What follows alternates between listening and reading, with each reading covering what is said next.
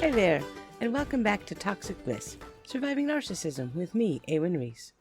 In the last episode, Mike came home, again. Although I had a sinking feeling in the pit of my stomach, the first night was rather pleasant. He was being his most charming self, and he spent time with the kids and seemed genuinely happy to be back. This was a glimpse back to the version of Mike that I had originally fallen for. It felt good. I felt all of that hardened resolve and empowered state of mind slipping away with each passing moment. I had missed him terribly, as hard as I tried to pretend I hadn't.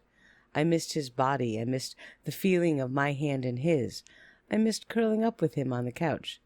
And here he was, filling that void, and I was falling all over again. Good Mike was very tactile, I guess is a good way to put it. We were always touching. Even if we were sitting at a dinner table, our feet would be touching or something. There was very little physical separation when things were good, and that made his absence more painful and noticeable. Though I had rather successfully gotten over that and forgotten about it, but now that he was back, I melted right into that, and it felt so good. We fell asleep on the couch together that night. It wasn't the most comfortable thing of all, but I wasn't sleeping much anyway. I was conscious of his breathing and his warmth as I snuggled close against him. I was busy begging and pleading and praying to every deity the world had ever known to please let this be real. Please let this last. Please just let me have this. The next morning, I woke to the alarm going off, and I started to get up to get Maggie ready for school. But he stopped me and asked me to let her stay home that day. He wanted some time with her. I was surprised by this and found it touching. There was nothing more important to me than my children, and here he was pleading with me to let him share the day with her because he had missed her so much. Of course, I consented. I went into the kitchen and started to make breakfast, and Mike went to wake up Maggie. I could overhear him talking to her, lovingly and gently, and when I looked over, she had thrown her arms around his neck, and he was holding her tightly. He looked at me and gave me a thumbs-up sign. She had accepted him back as far as he was concerned, and this was a win. And at that point, Mac had woken up and wanting to get in on this love fest. Mike left Maggie to get up and get dressed, and he went to pick up Mac. They sat on the couch, and he put Mac on his knees, facing him. Mac started his infamous storytelling act, and Mike seemed completely enthralled. Mac had this thing that he used to do when he was a baby. If you sat him facing you and looked into his eyes, he would put his hands on your cheeks and start telling you some fantastic story.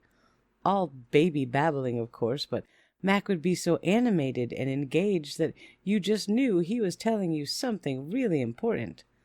And sometimes he would even be in the middle of one of these stories and just start cracking up as though he had just told the funniest joke in the world.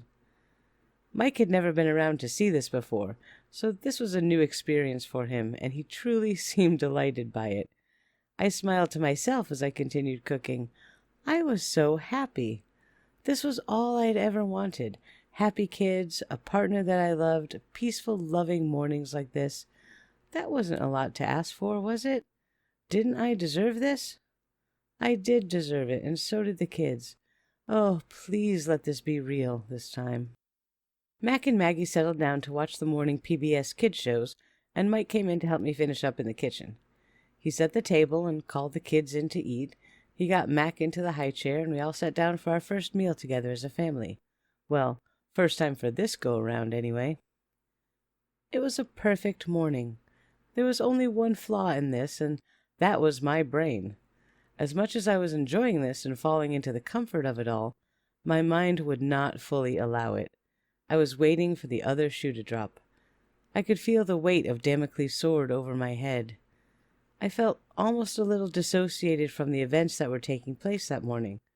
Almost like I was a third-party observer, watching a movie and seeing this lovely setting, but knowing that the serial killer was creeping outside the window, and the family inside completely oblivious to his presence. I wanted to relax and enjoy this moment, but part of me knew better and wouldn't stop reminding me that danger was close at hand. Despite my brain's attempt to thwart any happiness I could find, I did enjoy that morning. If life could be like this all the time, then I would be the luckiest girl in the world. This is the trap of narcissism. They show you your dream mate, your soul mate, your twin flame. They give you this experience of true love and perfect harmony, and they honestly make you believe that this is what you can have forever. But then, as time wears on, they drop the mask and their behavior changes into their true form. While you're wondering what just happened and where your true love went, they convince you that the change and the negativity that follows is all your fault. The more you try to fix things with hopes of getting your true love back, the more you change and compromise for them, the more you give and bend and break for them, means the more of yourself that you lose with every passing moment. The one thing that is the hardest to accept is the knowledge that your true love never really existed. That was just an act to draw you in and to get you hooked. That realization is an overwhelming loss that is very hard to come back from. It takes a long time to accept that there is no point to trying to bring that good version of the narcissist back. The desire to keep trying is powerful because you have experienced it before. You know that they can be like that. And how can you just walk away from something that you know is your dream come true? Because you have seen it, felt it, lived it, and experienced it. That makes it so much harder to just turn around and walk away. Most narcissists can only maintain their charming mask for so long. It takes a lot of energy and mindfulness to keep up that appearance. After they revert to their true form and things start to go awry, a few things will happen.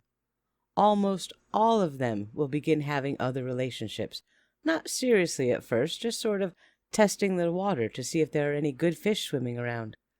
The narcissist knows that their time with any one person is limited, so they are always seeking out their next target. They will always have back-burner relationships to run to if things get really bad. If they haven't yet sorted out their escape plan, they can try to maintain the current relationship longer by turning on the charm again, reverting to their love-bombing stage, and they show you that your true love was there all along. You were just the one that was messing things up. This creates an endless cycle of crazy-making for the victim. They dangle that irresistible carrot and will maintain this cycle until they think that they've convinced you again. And just as soon as you relax and think, finally we've sorted things out, it's all good again. Phew. They relax too and stop the acting, and then they revert once again to their true form. This cycle can repeat for years and years and years, usually only ending when the victim finally wises up to it and decides to move on, though sometimes only ending when the victim has been completely exhausted of all of their ability to love and all of their material resources, forcing the narcissist to find a new supply. And rarely, it only ends when one of them ends up dead. Thankfully, as the telling of this tale progresses here, we know that that wasn't the ending to my story, but it sure could have been. But let's pause here for a break and a word from our sponsor, and when we come back, we'll see how the afternoon of Mike's return progresses. Be right back. Welcome back. The rest of the morning passed much the same way. Mike was still being as charming as possible, and the kids were having a great time playing with him. Before lunch, Mike announced that he was going out with Maggie to get something important, but they'd be back in just a few minutes. I did stop for a moment and wonder if I should allow this, but Maggie was all smiles and excitement, and he really did seem to be trying hard, so I agreed, and off they went. I had no idea what he was planning, but tomorrow was the 14th, Valentine's Day. And although he traditionally hated any and all holidays, if he was really going to try to woo me over, then Valentine's Day was a good opportunity. It would be very unlike him to celebrate Valentine's Day, though, so I didn't get my hopes up. While they were out, I put on a pan of soup and got some biscuits in the oven. It was starting to snow again, and I was feeling all warm and fuzzy-like. True to his word, for the first time ever, Mike was back with Maggie within a few minutes. He had a large bouquet of flowers with him, and he and Maggie both took off their snowy shoes right at the door. I was impressed by that. and Mike motioned for me to come sit down on the couch. I sat down, unsure what to expect, and he handed me the flowers. They were gorgeous. He then knelt in front of me and took Maggie's hand and asked her, "Is it okay if I ask Mommy to marry me?" She nodded vigorously with a huge smile on her face. He then turned to me and asked me, "Will you do me the honor of being my wife?" He reached for my hand before I had answered and placed a diamond ring on my finger. I was so stunned that I just stared at him for the longest time before Maggie poked me and said, "Mommy, answer." I said yes, of course, and Mike jumped to his feet and picked up Maggie and spun her around in the air. Then he took my hand and pulled me to my feet and kissed me as passionately and lovingly as anyone should ever be allowed to kiss someone they love. I felt a bit faint and woozy. This was not expected at all, and this was definitely not in my remain guarded and aloof and independent playbook. "Well, that's settled," Mike laughed and cheered. "What's for lunch?" He laughed as he scooped up Mac and led the kids into the kitchen to eat. I followed slowly, still not sure of what just happened, or why my mouth had said yes, or why I secretly felt ridiculously excited. I excused myself to go into the bathroom for a moment, and I sat down on the closed toilet seat just to think. I looked down at the ring and... Wait, what? What is this? Are you freaking kidding me? On my finger was the ring that Eddie had bought for me many, many years ago, that, as far as I thought, was still in my jewelry box. Did he really just take my ring from my ex-husband and use it to propose to me? There's no way that this was just a weird coincidence that he got the same ring. That's not even possible. See, here's the story. Eddie and I never had a lot of money, and jewelry was never high on my list of priorities. When we decided to get married, we didn't have extra funds for even a Walmart-level engagement ring, so I just skipped it. I wasn't really concerned about a ring, although I did have childhood dreams of some gorgeous, big, sparkling rock. In reality, it didn't much matter to me, so I never gave it a lot of thought.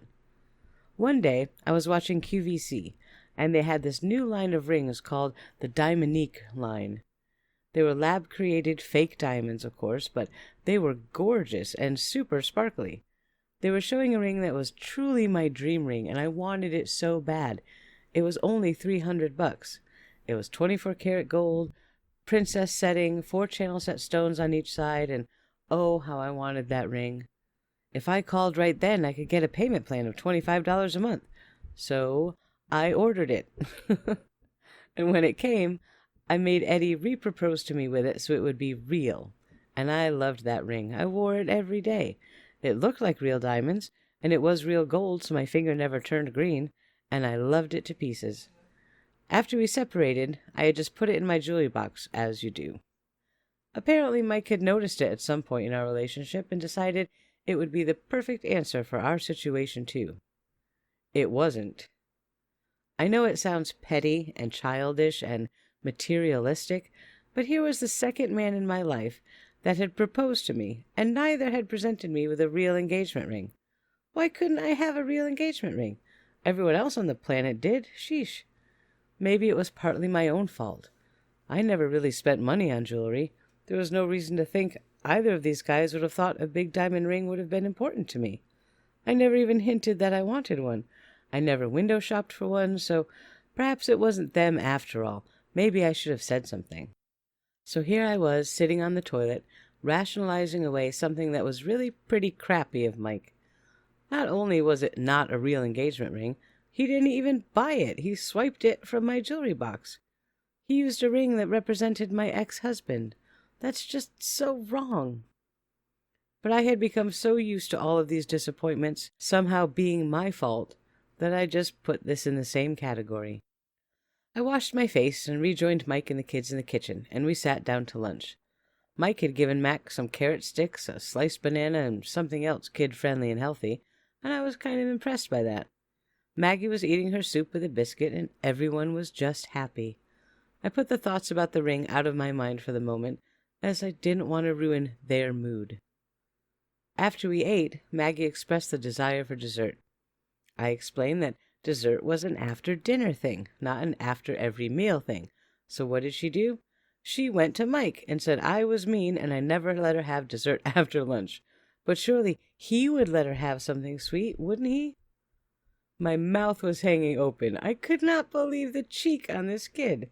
My kid. Mike just laughed and said that they could walk across to the bakery and see what they had today. She was overjoyed. Hey now, I laughed, trying to protest.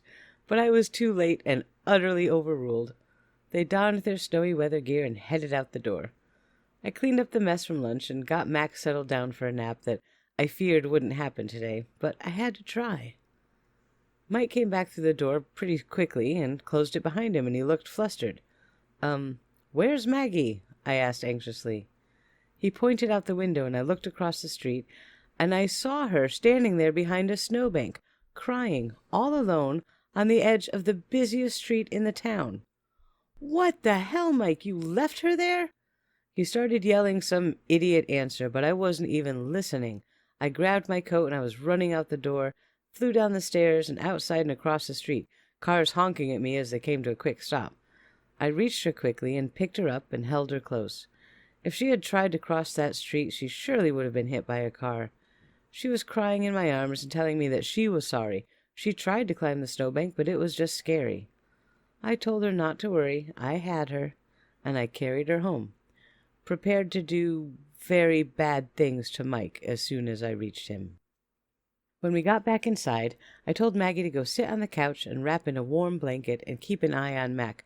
Hopefully he'd stay in his playpen for a little while.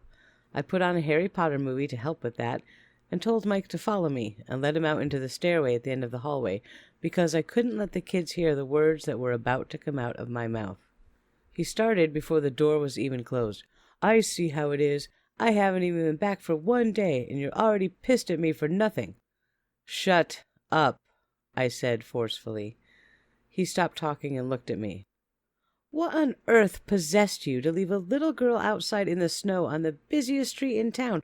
Are you crazy?" I looked at him with eyes that said not to even bother trying to explain, because there is no explanation that will save your life at this point. He started sputtering and stammering about how she was too chicken to step over the snowbank, and he had boxes from the baker in his hand, so she had to walk by herself. She was plenty old enough to climb a little snowbank. Side note, the snowbank was about 3 feet high, and she wasn't even 4 feet high yet. Said, "So you just left her there?" I screamed. "What if she tried to climb it and fell into the street? She could have been killed. What the hell is wrong with you?" The anger pouring out of my body was palpable, and he took a few steps back away from me. "What was I supposed to do? Stand there all day? God!" I said, "No, you effing idiot. You put down the boxes and you pick up the child. She is more important than a box of pastries, you unimaginable bastard." I secretly smiled inside. After all these years, I finally had a valid use for that line from Titanic, and I was very proud of it. "Oh, I see," he started to whine. "That's what I am now. Just an hour ago, you agreed to marry me. Figures, all that talk of unconditional love and acceptance, and this is what I get in less than a day? That was a crock of shit then, wasn't it? You don't love me." My eyes rolled so hard they almost fell out of my head. I was not falling for this crap anymore. "You know it's a crock of shit, Mike," I yelled. "Stealing a ring out of my jewelry box to propose to me. Did you really think I'd not notice that it was my own ring that you used? Everything about you is a scam. You haven't changed at all." And with that said, I stormed back into the apartment, gathered the kids to me, and cuddled them close on the couch. I looked at Maggie and said that I was so sorry that he left her out there, and that would never, ever happen again. Mike didn't come back in for hours. I have no idea where he went, or if he just sat in the stairwell for all that time, but I didn't care. I was busy mulling over my options and deciding what to do next. It was clear that I would never be able to trust him alone with the kids, and that to me was another clear indicator that this is not a man that I should marry. That much was obvious, at least. I had a lot to think about, and it would take some time to sort out just the right response. But we'll talk about that in the next episode. Until then, thank you for listening, and take care. asked me what my secret is, I just smiled and said this.